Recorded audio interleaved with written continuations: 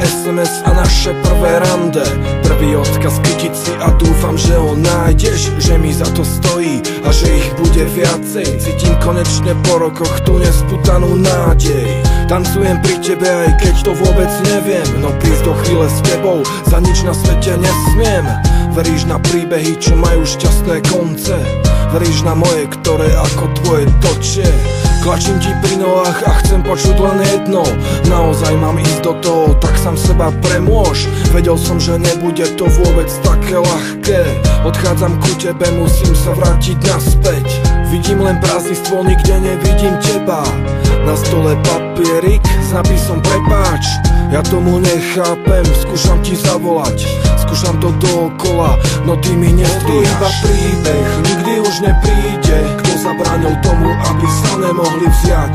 Teraz už je inde, už im to nevíde. Nikdy sa nesplní to, čo sa malo stať.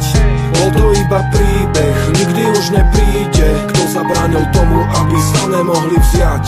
Teraz už je inde, už im to nevíde. Nikdy sa nesplní to, čo sa malo stať. Roky už ubehli a on sa teší z rodiny.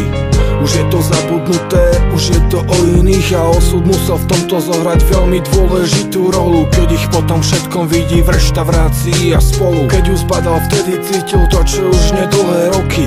Len tak tam sedel a nevedel, či má radšej odísť alebo sa opýtať na dôvod, ktorý mohol bolieť. Nechcel sa už zožierať, prečo nastal vlastne koniec. Tomu ruku potriasol jeho ešte malý syn. Vedľa neho stala, ktorá povedala áno s ním. On sa na ňu usmial, povedal jej poďme inám. Vedel, prečo odišli, bál sa toho, že by zlyhal. Vedel, že by prišiel o tých, ktorým dal už celé roky. Vymeniť to za niekoho, kto dokázal len tak odísť. To sa predsa neoplatí, iba ak tak bláznovi.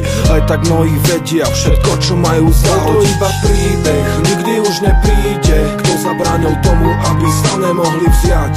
Teraz už je inde, už im to nevíde. Nikdy sa nesplní to, čo sa malo stať. Bol to iba príbeh, nikdy už nepríde. Kto zabránil tomu, aby sa nemohli vziať? Teraz už je inde, už im to nevíde.